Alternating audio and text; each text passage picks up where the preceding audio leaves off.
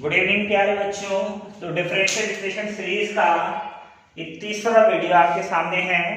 So what आपको इसको देखना है और समझिए कि कैसे इसको हमको सॉल्व करना है।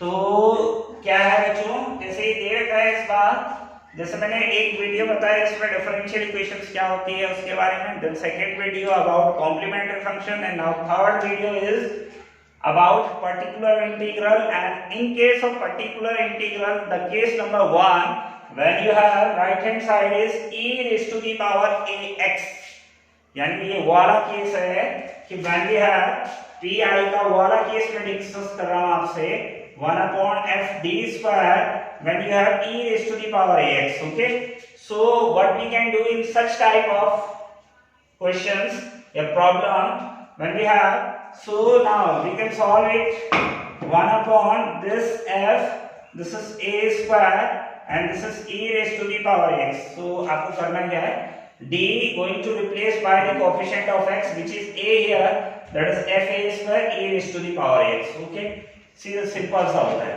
But case of failure, case of failure, so when we are going to discuss about the case of failure, it means what? When for example pi 1 upon f d square and this is e raised to the power ax you have, and this is 1 upon f d, yeah, you can write it as only f d na, so that is f a. Okay, so this is when f a is not equal to 0. But what happen if f a is equal to 0? अगर भाई f a 0 हो जाए, यानी आप d की जगह a रख रहे हैं और 0 अभी मैं करके दिखाऊंगा, इसीलिए मैंने क्वेश्चंस लिखे हैं, पर आप पहले थोड़ा सा इसका आइडिया ले लीजिए। मैं सीरीज में ला रहा हूं, जैसे e की पावर x फिर sin x वाले फिर cos, बहुत लंबी सीरीज है, तो आप पूरे चैनल को देखिए और प्रत्येक वीडियो को देखिए, तब आपको समझ में आएगा। क्योंकि एक ही साथ बहुत 40-50 मिनट का लंबा वीडियो थोड़ा बोरिंग हो जाता है, तो इसलिए छोटे छोटे वीडियो आपके लिए लाए हैं। 1 upon f d e raised to the power x, so this is f, ये कितना हो जाएगा a और e raised to the power x। और for example this F A going to be 0, अगर ये 0 हो जाए तो आपको करना क्या है, आपको कुछ नहीं करना, this is going to multiplied by x and this F D going to differentiate with respect to d and this is e raise to the power x। यानी आपको इसको डिफरेंशिएट कर देना है एक बार, अब फिर चेक करना, डिफरेंशिएट करने से ये d कुछ कम हो जाएगा, जैसे यहाँ d स्क्वायर है तो 2d हो जाएगा, ये 6 बचेगा, तो एफ डी। अब फिर आप रखोगे, अगर पास हो जाता है नॉट इक्वल टू 0 तो okay, that is your answer. If again going to be fail, अगर फिर फेल हो जाता है तो the process going to repeat until you will get your answer. जब तक आप अपना आंसर नहीं ले लेते या आपको अपना आंसर नहीं मिल जाता, तब तक आपको इस प्रोसेस को क्या करना है, रिपीट करना है। तो अब करना क्या है, मैं आपको एक एक करके 3 क्वेश्चन मैंने यहाँ लिखे हैं, तो मैं तीनों क्वेश्चंस को डिस्कस कर रहा हूँ। तो आई होप आप लोगों को पसंद आएंगे और आप प्लीज चैनल को लाइक करें, सब्सक्राइब करें और शेयर करें जरूर, क्यों, क्योंकि जितना ज्यादा आप लोग देखेंगे उससे हमें भी क्या मिलती है, एनर्जी मिलेगी और हम आपके लिए नए नए वीडियो लेके आएंगे। तो बच्चों जैसे ये है d2y by dx square 3dy by dx plus 2y e raised to the power dx. Okay, so now the complete solution of this equation is that is cf plus pi. Okay, जो पिछले case थे वो सिर्फ cf के थे, but this time we have cf plus pi. So cf plus pi, so first complete solution, cs means complete solution, cf means complementary functions and pi means particular integral. Write down, cf means complementary functions and pi means particular integral. So what, this is d2y by dx square, so this can be written as, this equations can be written as d square y, this is 3 dy, this is 2y is equal to e raised to the power 2x, and this can be written as d square plus 3d plus 2 and this is y e raised to the power 2x. Okay, clear? So 4cf ये कितना हो जाएगा, this is m square plus 3m plus 2 is equal to 0, m square plus 3m plus 2 is equal to 0. So if you are going to factorize this, so you have to decide two number जिनका सम कितना हो 3m, multiplication is 2, so we know that 2m plus 2 is equal to 0, so then you have m plus 2, okay, and then 1 is common from here, then m plus 2 is equal to 0, so m plus 2 and m plus 1 is equal to 0. So finally you have minus 2 and minus 1. Okay. So roots you have minus 2 and minus 1. So now CF can be written as CF कितना हो जाएगा बच्चों? CF हो जाएगा C1 e की power minus 2x और C2 e की power minus x. इसके बारे में अभी इससे पिछले जो वीडियो है उसमें भी सेकंड वीडियो में डिस्कस हो रखा है कॉम्प्लीमेंट्री फंक्शंस के बारे में. Now we are going to calculate PI. अभी ये क्वेश्चंस कराऊंगा और ये अभी इसी का सॉल्यूशन चल रहा है. Okay. So PI is PI can be written as 1 upon this is ये जो लिखा है आपने ना उसको अपॉन में लिखना है आपको d² plus 3d plus 2 and this is you have e raised to the power 2x. So what you can do, आपको करना क्या है, ये जो x का जो भी कोएफिशिएंट होगा वो d की जगह रख देना है. तो ये आ जाएगा 2 का square plus 3 into 2 plus 2 and this is e raised to the power 2x. So ये आ जाएगा 1 upon 4 plus 6 plus 2 e raised to the power 2x. तो 2 to the 4, 3 to the 6, 6 4 10. This is 1 upon 12 e raised to the power 2x. ठीक है बच्चों. So now the complete solution is CF.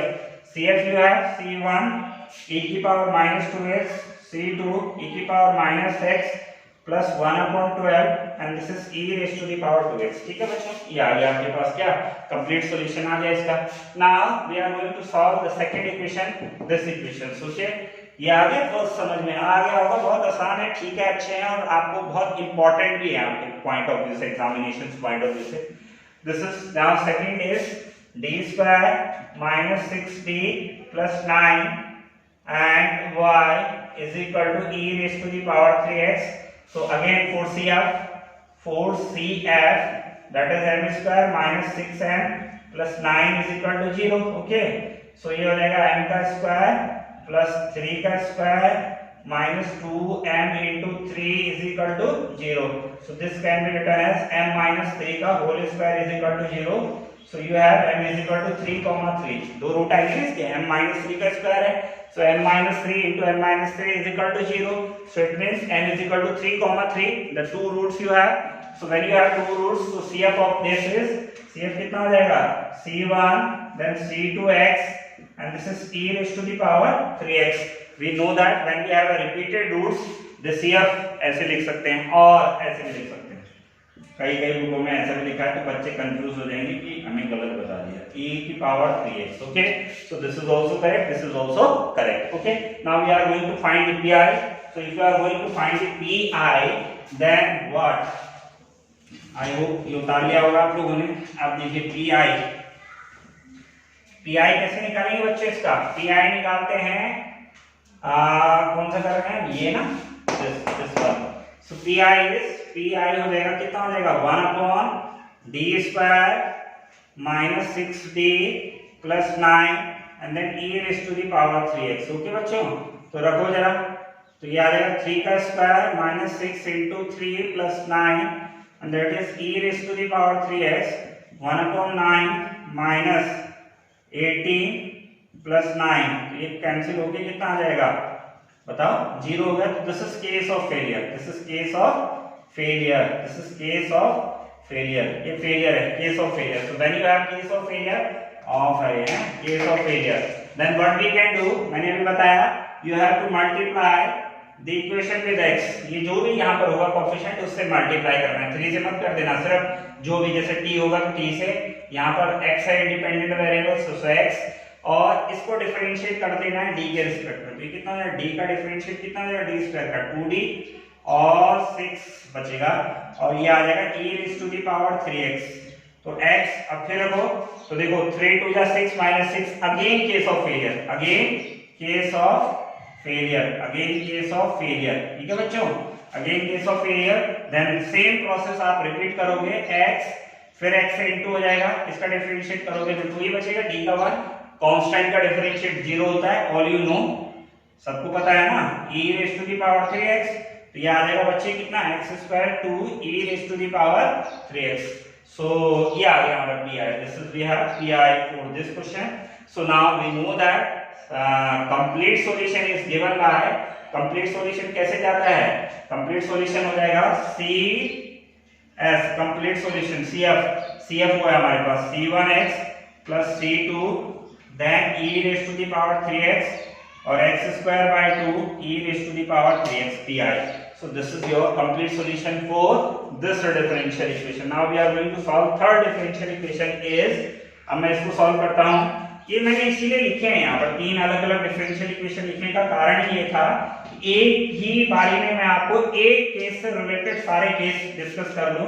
जैसे इसमें case of variable भी मैंने discuss कर लिया, ये भी मैंने नॉर्मल केस भी डिस्कस कर लिया. लेकिन ये क्या होगा, ये क्यों मैं डिस्कस कर रहा हूँ, कभी कभी बच्चे इस टाइप के क्वेश्चंस में कंफ्यूज हो जाते हैं. क्यों कंफ्यूज हो जाते हैं?